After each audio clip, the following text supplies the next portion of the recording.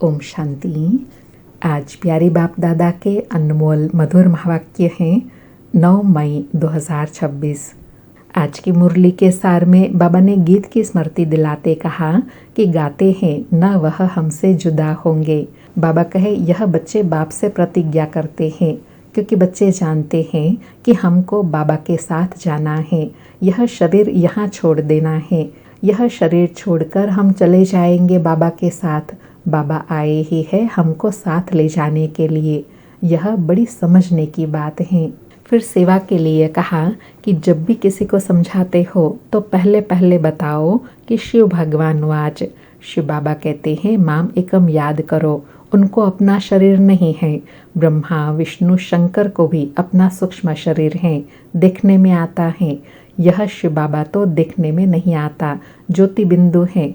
उनको कहा ही जाता है परम पिता परम आत्मा। और साथ में बाबा कहे परमात्मा को पहचानने के पहले आत्मा को स्वयं को पहचानना है।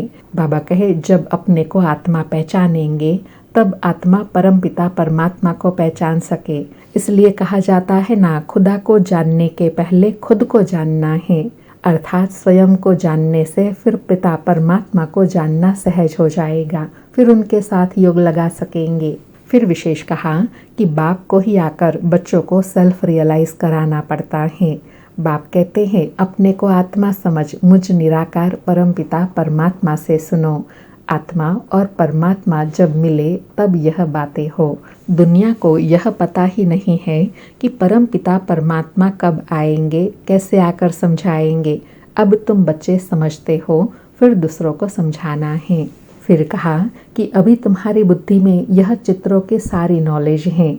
जैसे स्कूल में भी स्टूडेंट पढ़ते हैं तो बुद्धि में सारी नॉलेज आ जाती है, नाम लेने से ही चित्र स्मृति में आ जाता है। ऐसे बाबा कहे अभी तुमको बाप स्मृति दिलाते हैं चित्रों के द्वारा, तो तुमको स्मृति आई है। और याद की विधि बताते कहा कि बाप ने समझाया है तुम अपने को आत्मा निश्चय करो और बाप से बुद्धि का योग लगाओ। उनको याद करने से ही वर्षा मिलेगा। जो बाप है स्वर्ग का रचयिता, तो हम उनके बच्चे जरूर स्वर्ग में होने चाहिए। बाबा कहे परंतु जब तक तमो प्रधान से सतो प्रधान न बने, योग से पावन न बने, तब तक वर्षा मिल न सके।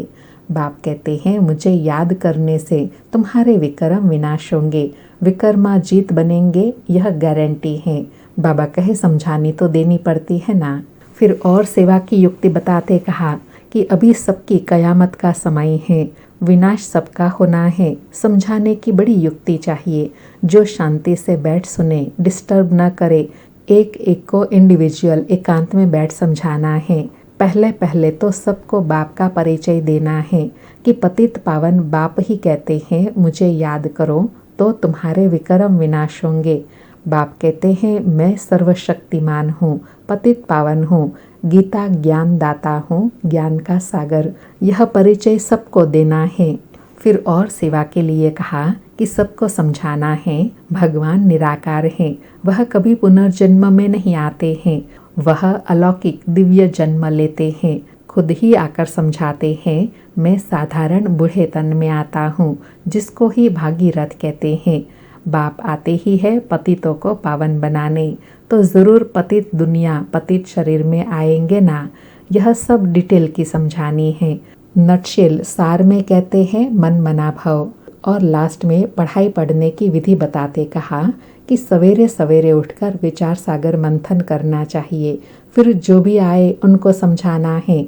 मुरली की मुख्य पॉइंट्स नोट कर देने चाहिए अपने पास, फिर रिपीट करना चाहिए, तो फिर दिल में पक्का हो जाएगा।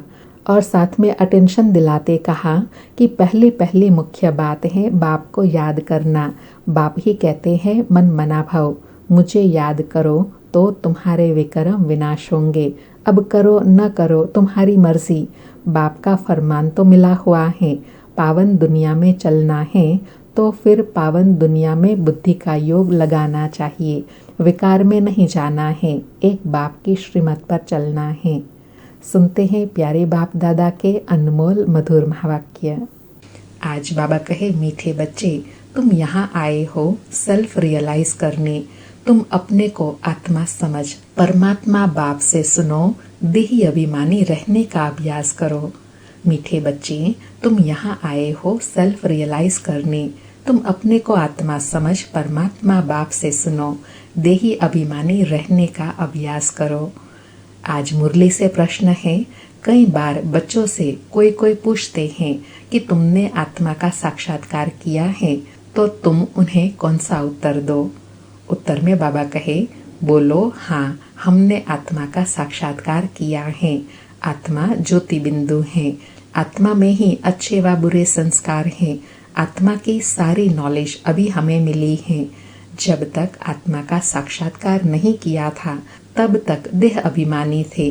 अभी हमें परमात्मा द्वारा गॉड रियलाइजेशन और सेल्फ रियलाइजेशन हुआ है। आज मुरली में गीत बजा, न वह हमसे जुदा होंगे। सारी मुरली से धारणा के लिए सार है। पहला पॉइंट, सवेरे सवेरे उठकर विचार सागर मंथन करना है। बाप जो सुनाते हैं उसे नोट कर रिपीट करना है, दूसरों को सुनाना है। सबको पहले पहले बाप का परिचय देना है। दूसरा पॉइंट, पावन दुनिया में चलने के लिए इस पतित दुनिया से बुद्धि योग निकाल देना है। आज का वरदान है, नंबर 1 बिजनेसमैन बन। एक एक सेकंड व संकल्प में कमाई जमा करने वाले पदम पति भव। नंबर 1 बिजनेसमैन बन। एक एक सेकंड व संकल्प में कमाई जमा करने वाले पदम पति भव। स्पष्टीकरण है, नंबर 1 बिजनेसमैन वह है जो स्वयं को बिजी रखने का तरीका जानते हैं। बिजनेसमैन अर्थात जिसका एक संकल्प भी व्यर्थ न जाए, हर संकल्प में कमाई हो। जैसे वह बिजनेसमैन एक एक पैसे को कार्य में लगाकर पदम गुणा बना देते हैं, ऐसे आप भी एक एक सेकंड व संकल्प कमाई करके दिखाओ, तब पदमपति बनेंगे। इससे बुद्धि का भटकना बंद हो जाएगा और व्यर्थ संकल्पों की कंप्लेंट भी समाप्त हो जाएंगी। आज बाबा ने नंबर 1 बिजनेसमैन बनने के लिए कहा कि एक एक सेकंड व एक एक संकल्प को जमा करना है। जैसे लौकिक में भी बिजनेसमैन एक एक पैसे को जोड़ करके पदमपति बनते हैं, ऐसे बाबा कहे संगम पर कुछ भी व्यर्थ न जाए, तब पदमपति बनेंगे। और जब इस पुरुषार्थ में लग जाएंगे तो मन का बुद्धि का भटकना भी बंद हो जाएगा। आज का स्लोगन है, जो मंगता है वो खुशी के खजाने से संपन्न नहीं हो सकता। आज के अव्यक्त इशारे हैं, सदा अचल अडोल एक रस स्थिति का अनुभव करो।